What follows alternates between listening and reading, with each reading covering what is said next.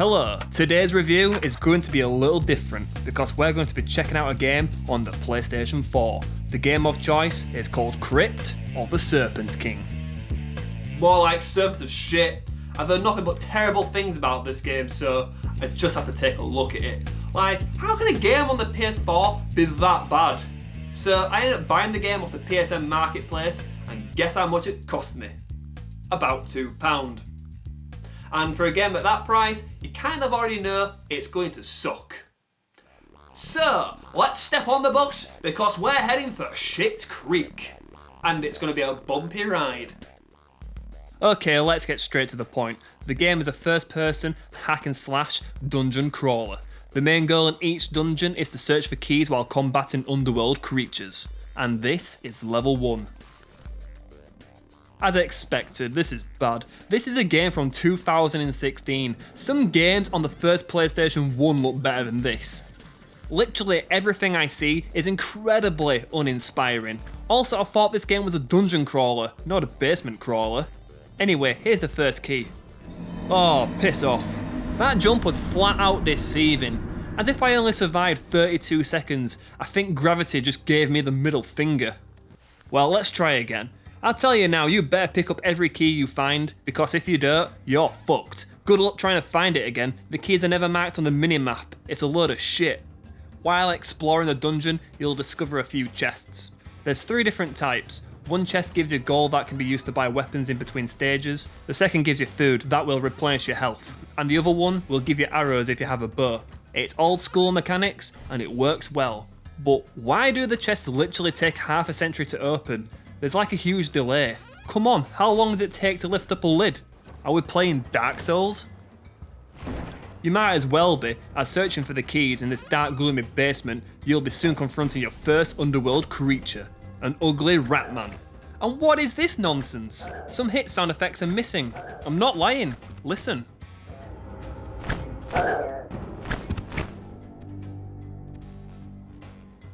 Is the game broken or something?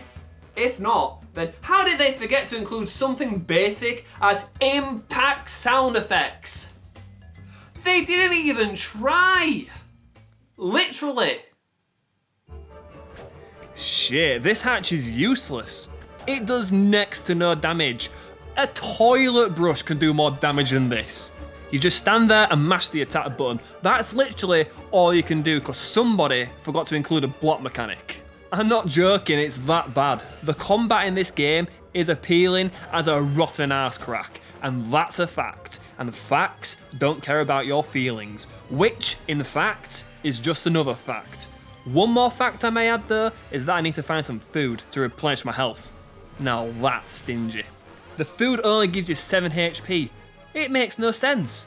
That's a huge chunk of pork right there, surely it should give you more health than that. I mean, like, look at the size of it. Load of bollocks.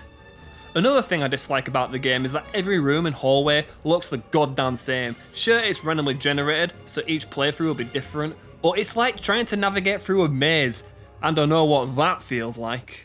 Look at this! It's confusing as shit! You have no idea where you're going, and I'm already lost because of these stupidly placed camera angles. Also, it doesn't help that everything looks the bastard same too. So eventually I found all the keys and you probably know what happens next. You can enter the boss room, and it's just as underwhelming as the whole stage. This is it. What you see is what you get. Total shit. It's like fighting a standard enemy but with more health. Can you even call this a boss fight? I'll let you decide. So, stage 1 in a nutshell. It's basically another turd on top of a mountain made out of shit. It's definitely one of those games that gets old real fast.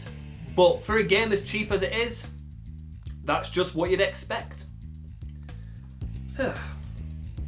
So, do you want to take a look at level 2? Go on, let's take a look at level 2.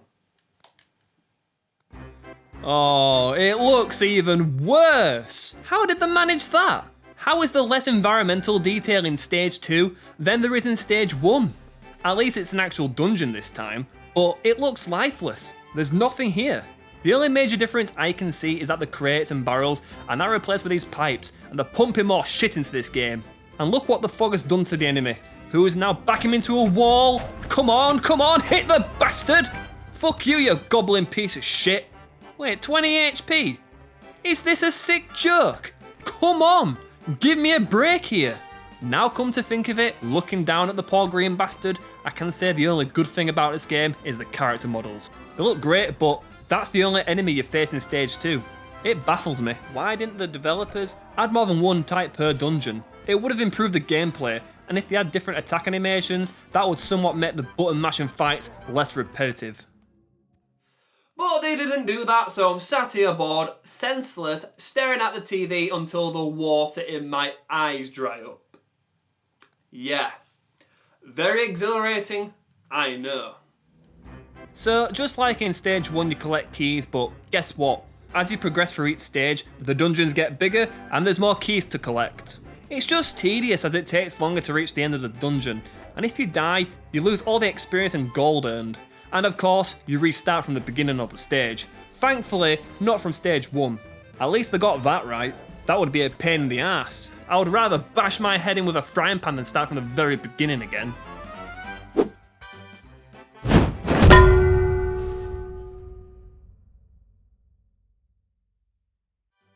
Where do these pricks come from? They're so persistent. Is it because of what I've said about the game? That crossbow would have been nice to have right now.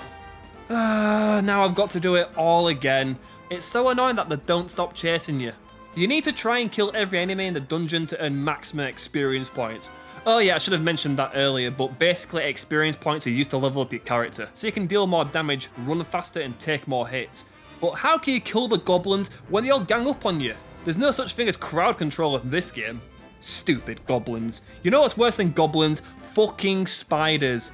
Fuck the spiders. I hate them.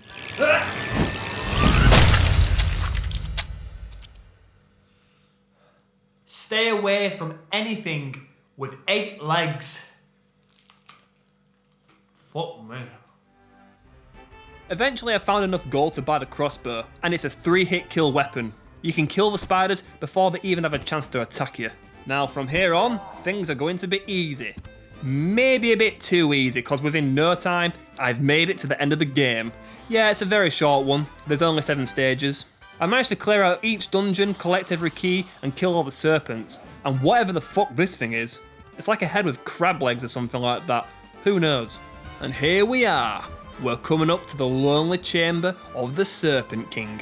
We've come all this way to slay the bastard. And it's revealed the king is one big slithering puss hiding at the back there. Now he wants to give me a high five? I thought this monster was supposed to be menacing. So what, is he a friendly serpent? Now I kind of feel bad for slaughtering his family. Well, it doesn't matter, it's too late now. I might as well finish the job. There you go. With the serpent now dead, there is a new king of the dungeons. I'm the new king of, fuck all, I guess.